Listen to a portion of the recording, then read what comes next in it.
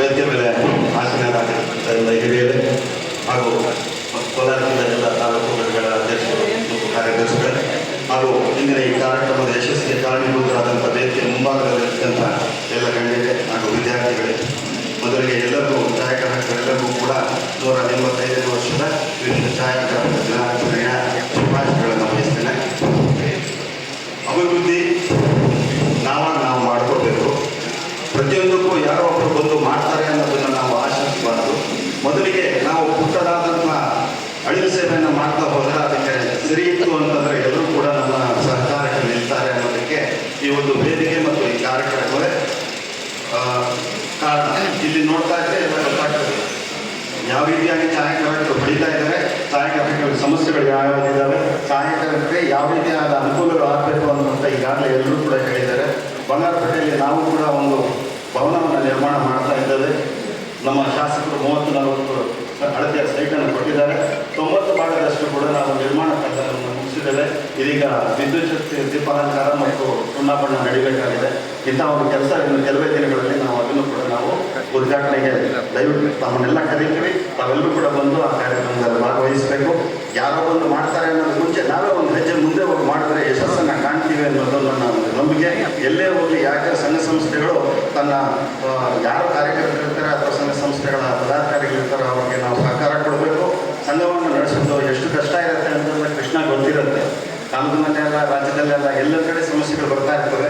ಅದನ್ನೆಲ್ಲ ಕೂಡ ನಾವು ನಮ್ಮ ಮಕ್ಕಳನ್ನ ಯಾವ ರೀತಿ ನೋಡ್ಕೊಳ್ತೀವೋ ಅದೇ ರೀತಿಯಾಗಿ ನೋಡಿಕೊಂಡು ಸಂಘವನ್ನು ಮುನ್ನಡೆಸಬೇಕಾಗ್ತದೆ ಅನ್ನೋ ಒಂದು ಮಾತನ್ನು ಕೂಡ ಎಲ್ಲ ತಾಲೂಕು ಘಟಕದ ಅಧ್ಯಕ್ಷರು ಕಾರ್ಯದರ್ಶಿಗಳಿಗೆ ನಾನು ಹೇಳ್ತಾ ಇರ್ತೇನೆ.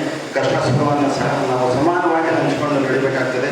ಪ್ರತಿಯೊಬ್ಬರಿಗೂ ಕೂಡ ಒಂದು ಮನೆ ಅನ್ನೋದು ಬೇಕಾಗ್ತದೆ. ಆ ನಿಟ್ಟಿನಲ್ಲಿ ತಾವೆಲ್ಲರೂ ಕೂಡ ಎಲ್ಲ ಜಿಲ್ಲೆಗಳ ತಾಲೂಕುಗಳಲ್ಲಿ ಒಂದೊಂದು ಭವನವನ್ನು ನಿರ್ಮಾಣ ಮಾಡಿ ಎಲ್ಲೇ ಹೋದರೂ ಕೂಡ ನಾವು ಛಾಯಾಗ್ರಾಹಕರದ್ದು ಒಂದು ಆಶ್ರಯ ತಾಣ ಅಂತ ಬೇಕಾಗ್ತದೆ. ಭಾಳಷ್ಟು ಲಕ್ಷಾಂತರ ರೂಪಾಯಿ ನಾವು ಮೆಟೀರಿಯಲ್ಸ್ ಇಟ್ಕೊಂಡಿರ್ತೀವಿ. ಅಲ್ಲಿ ಎಲ್ಲೋ ಹೋದಾಗ ನಮಗೆ ಅನಾನುಕೂಲವಾಗ್ಬೋದು, ಬಸ್ ಮಿಸ್ ಆಗ್ಬೋದು, ಕಾರೇನಾದರೂ ತೊಂದರೆಗೆ ಈಡಾಗ್ಬೋದು. ಅಂಥ ಸಮಯದಲ್ಲಿ ನಮ್ಮದೇ ಆದಂಥ ಒಂದು ಮನೆ ಅಂತಂದಿದ್ದರೆ ಅವರಲ್ಲಿ ಆಶ್ರಯವನ್ನು ಪಡೆಯಬಹುದಾಗಿರ್ತದೆ. ಆ ನಿಟ್ಟಿನಲ್ಲಿ ತಾವೆಲ್ಲರೂ ಕೂಡ ಪ್ರಯತ್ನ ಮಾಡಿ ಖಂಡಿತವಾಗಿ ಆಗ್ತದೆ ಅನ್ನೋ ಒಂದು ಆಶಯ. ಈಗಾಗಲೇ ಭಾಳಷ್ಟು ವಿಚಾರಗಳನ್ನು ಎಲ್ಲರೂ ಕೂಡ ಹೇಳಿದ್ದಾರೆ. ಆಮೇಲೆ ಮುಖ್ಯವಾಗಿ ನಾನು ನಮ್ಮ ಛಾಯಾಗ್ರಾಹಕರ ಮಕ್ಕಳಿಗೆ ನಾವೇನಾದರೂ ಮಾಡಬೇಕು ಅನ್ನೋ ಒಂದು ಉದ್ದೇಶದಲ್ಲಿದ್ದಾರೆ. ಯಾಕೆಂದರೆ ಒಂದು ಸಣ್ಣ ಒಂದು ಸ್ಟೈಪಂಡನ್ನು ಅಥವಾ ಯಾವುದೋ ಒಂದು ರೂಪದಲ್ಲಿ ಅವರಿಗೆ ಒಂದು ಸ್ವಲ್ಪ ಈ ಸ್ಟಡಿ ಮೆಟೀರಿಯಲ್ಸ್ನಾದರೂ ನಾವು ಕೊಟ್ಟರೆ, ಇವತ್ತಿನ ದಿನ ಎಜುಕೇಷನ್ ಭಾಳ ಕಾಸ್ಟ್ಲಿ ಆಗಿದೆ. ಈಗಾಗಲೇ ಒಂದು ಇಂಜಿನಿಯರಿಂಗ್ ಓದಿಸ್ಬೇಕು ಅಥವಾ ಮೆಡಿಕಲ್ ಓದಿಸ್ಬೇಕು ಅನ್ನೋದೇ ದೊಡ್ಡ ಖರ್ಚು ಆಗಿದೆ. ಅದಲ್ಲದೆ ಮಾಮೂಲಾಗಿ ನಾವು ಒಂದು ಡಿಗ್ರಿ ಓದಿಸ್ಬೇಕಾದ್ರೂ ಕೂಡ ಭಾಳಷ್ಟು ಕಷ್ಟ ಇದೆ. ಇವತ್ತಿನ ಲಕ್ಷಾಂತರ ರೂಪಾಯಿ ನಾವು ಹಣವನ್ನು ಕೊಡಬೇಕಾಗಿದೆ. ಹಾಗಾಗಿ ನಾವು ಆ ನಿಟ್ಟಿನಲ್ಲಿ ಕೂಡ ದಯವಿಟ್ಟು ಕೃಷ್ಣ ಅವರು ಮತ್ತು ರಾಜ್ಯಾಧ್ಯಕ್ಷರೆಲ್ಲರೂ ಕೂಡ ಗಮನ ಹರಿಸಿ ನಮ್ಮ ಒಂದು ವಿದ್ಯಾರ್ಥಿಗಳಿಗೆ, ಛಾಯಾಗ್ರಾಹಕರ ಮಕ್ಕಳಿಗೆ ಯಾವುದಾದ್ರು ಒಂದು ಸ್ಕಾಲರ್ಶಿಪ್ಪನ್ನು ನಾವು ಸ್ಕೀಮ್ ಇಂಟ್ರೊಡ್ಯೂಸ್ ಮಾಡಬೇಕು. ಅದಕ್ಕಾದಂಥ ನಾವು ಎಲ್ಲರೂ ಕೂಡ ಹಣವನ್ನು ಕ್ರೋಢೀಕರಿಸೋಣ. ಈಗಾಗಲೇ ನಾವು ಮಕ್ಕಳನ್ನ ಓದಿಸ್ಬೇಕಾದ್ರೆ ಗೊತ್ತಾಗಿರುತ್ತೆ ಕಷ್ಟಗಳು ಯಾವ ರೀತಿ ಇದೆ ಅಂತ.